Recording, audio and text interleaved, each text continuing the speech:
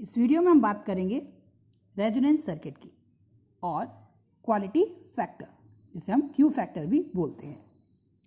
Resonance circuit ऐसा circuit जिसमें L और C इंडक्टर और कैपेसिटर लगे होते हैं और जब L और C के अक्रॉस रिएक्टेंस इक्वल हो जाते हैं, it means XL and XC are equal, तब सर्किट में रेजोनेंस की कंडीशन जनरेट होती है। हम निकाले रेजोनेंस फ्रीक्वेंसी की बात करें अगर, तो हम जानते हैं XL equal to omega into L and XC equal to 1/ओमेगा C। अगर हम इसको सॉल्व करें तो हम देखेंगे ओमेगा इक्वल टू 1/√LC या ओमेगा इक्वल टू 2πf, तो f इक्वल टू 1/2π√LC। मतलब कि ओमेगा की वैल्यू कितनी हो गई 1/√LC या f की वैल्यू 1/2π√LC। रेजोनेंस में होता क्या है? रेजोनेंस में हमारा जो सर्किट का इम्पीडेंस होता है, दैट मीन्स अगर हम ये देखें कि अगर हमारे एक सर्किट में RLC सर्किट लगा हुआ है और उसमें XL और XC क्या हो जाए, इक्वल हो जाए, तो ये टोटल जो XL माइनस XC की वैल्यू कितनी हो जाएगी 0 और Z की वैल्यू कितनी हो जाएगी, केवल R के इक्वल हो जाएगी। मतलब हमारा जो इम्पीडेंस है वो कितना हो जाएगा, Z will be minimum at resonance. अब हम जानते हैं I इक्वल टू क्या होता है, V/Z। तो अगर Z मिनिमम है तो उस केस में जो करंट की वैल्यू है वो कितनी होगी, वो मैक्सिमम होगी। तो रेजोनेंस सर्किट में करंट की वैल्यू क्या होती है, मैक्सिमम, और फेज डिफरेंस कितना होता है, 0। क्यों? क्योंकि जो इफेक्टिव इम्पीडेंस है उसमें केवल R ही रोल प्ले करता है और हम जानते हैं R के अक्रॉस ना V लीड करता है ना ही I लीड करता है। फेज डिफरेंस कितना होता है, 0। So resonance frequency does not depends on R। Resonance circuit दो तरीके के होते हैं, series resonance circuit and parallel resonance circuit. Series resonance circuit को हम फ्रीक्वेंसी एक्सेप्टर या रिसीवर के जैसे डील करते हैं और पैरेलल रेजोनेंस सर्किट को हम फ्रीक्वेंसी रिजेक्टर के तरीके से यूज करते हैं और ट्रांसमिशन करते हैं। सीरीज सर्किट में हम ऑलरेडी देख चुके हैं, हमारा Z क्या होगा, मिनिमम होगा एंड करंट क्या होगी, मैक्सिमम होगी। जबकि पैरेलल सर्किट में Z जो है वो मैक्सिमम होगा और I क्या होगी, मिनिमम होगी। इसका यूज करंट एम्प्लीफिकेशन में भी किया जाता है। सबसे पहले हम बात करते हैं रेजोनेंस का मतलब क्या है।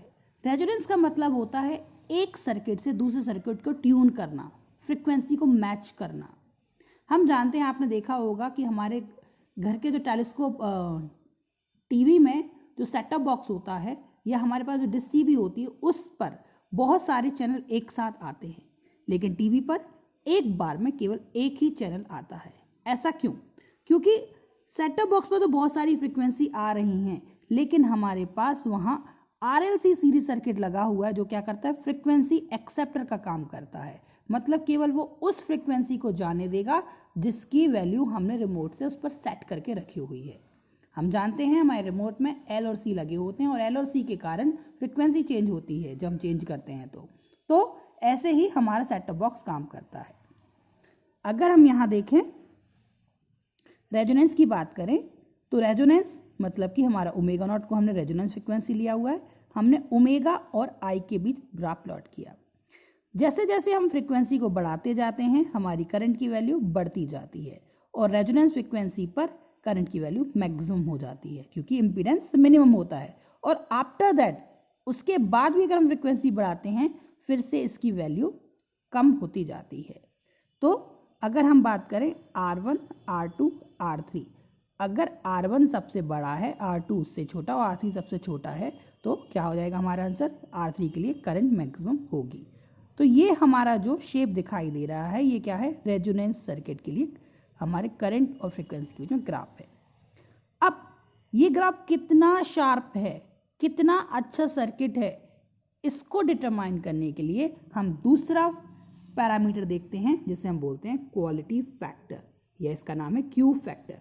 तो जो क्यू फैक्टर है वो बताता है कि हमारा सर्किट कितना अच्छा है या उसका जो करंट का ग्राफ है वो कितना शार्प है। जितना शार्प सर्किट होगा उतना अच्छा सर्किट माना जाता है, उतना अच्छा उसका क्वालिटी माना जाता है, जिसे हम बोलते हैं क्वालिटी फैक्टर।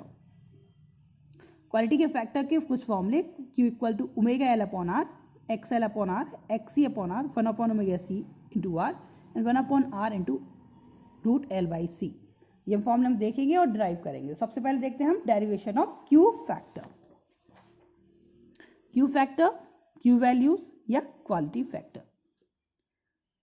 Q फैक्टर कैसे निकालते हैं हम? It is the ratio of resonance frequency to the difference of the frequency at which the current is 1 upon root 2 times of resonant current.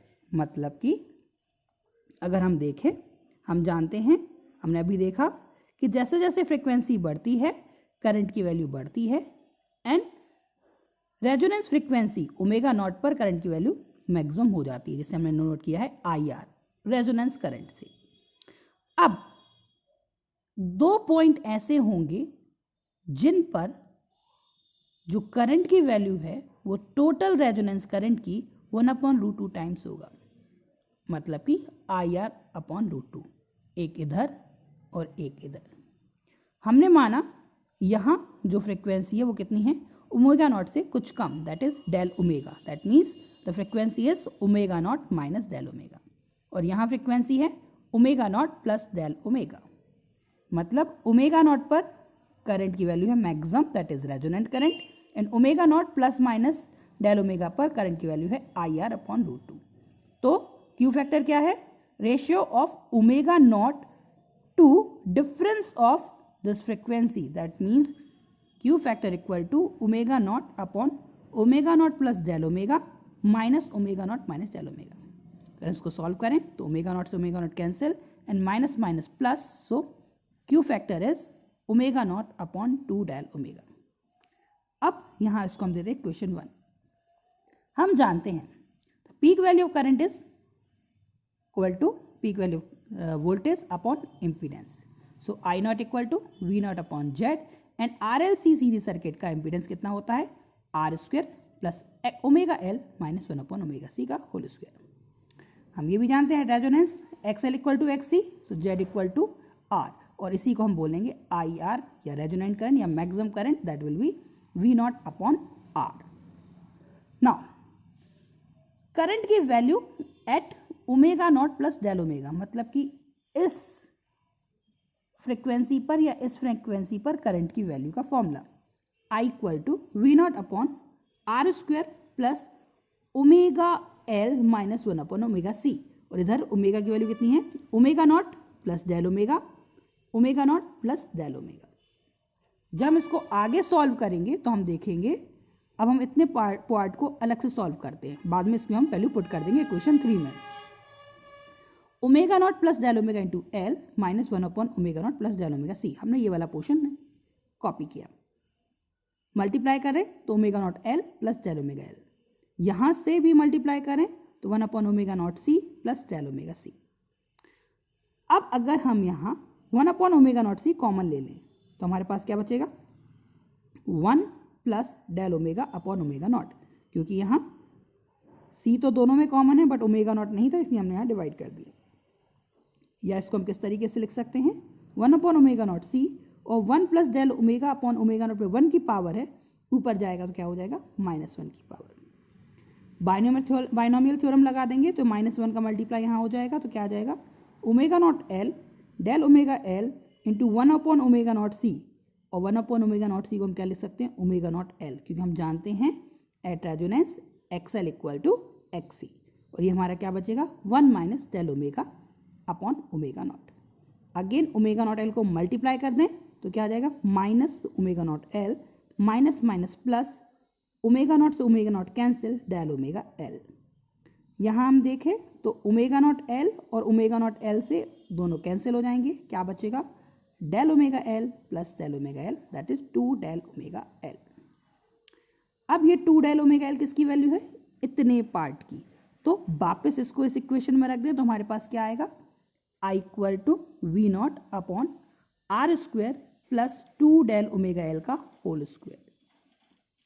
यहाँ से r कॉमन ले लें तो क्या बचेगा 1 plus 2 del omega L upon R का whole square. अब ये V नॉट अपॉन आर की जो वैल्यू है वो किसके इक्वल हो जाएगी, रेजोनेंट करंट के। अब हमें क्या मालूम है, हमें मालूम है कि इस फ्रिक्वेंसी पर जो करंट होती है वो रेजोनेंस फ्रिक्वेंसी का कितना होता है 1/√2 टाइम्स। मतलब कि ये तो हमारे पास आ गया IR आ गया, ये क्या है 1/√2।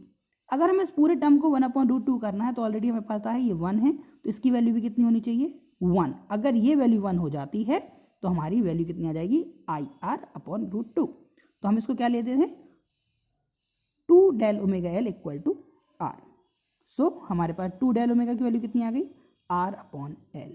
अब ये 2 डेल ओमेगा की वैल्यू कहाँ रख दें, इक्वेशन 1 में, जो कि हमारी क्या थी Q equal to omega not upon 2 del omega. तो यहाँ 2 डेल ओमेगा की जगह मैंने क्या रख दिया R/L। तो हमारे पास फैक्टर क्या आ जाएगा, Q factor equal to omega not upon R/L, या ऊपर चला जाएगा तो Q factor equal to omega not L upon R। ये हमारा आ गया Q फैक्टर। अब हम इसको और क्या लिख सकते हैं, हम जानते हैं XL इक्वल टू XC, मतलब ओमेगा नॉट L की जगह मैं क्या लिख सकता हूँ 1 upon omega not C। So we can say omega not C into R, या इसको क्या लिख सकते हैं XL अपॉन R, इसको क्या लिख सकते हैं XC अपॉन R, या और क्या लिख सकते हैं हम इसमें, अगर हम यहाँ ओमेगा नॉट की वैल्यू रख दें तो क्या आ जाएगा, ये हमारे पास 1 अपॉन R तो आ गया, ओमेगा नॉट की वैल्यू रख देंगे तो क्या आ जाएगा, ओमेगा नॉट की वैल्यू कितनी थी 1 अपॉन √LC। तो आंसर आ जाएगा Q factor equal to 1 upon R into L upon C। इन सारी वैल्यू फॉर्मूले बेस से हमारे पास न्यूमेरिकल आते हैं।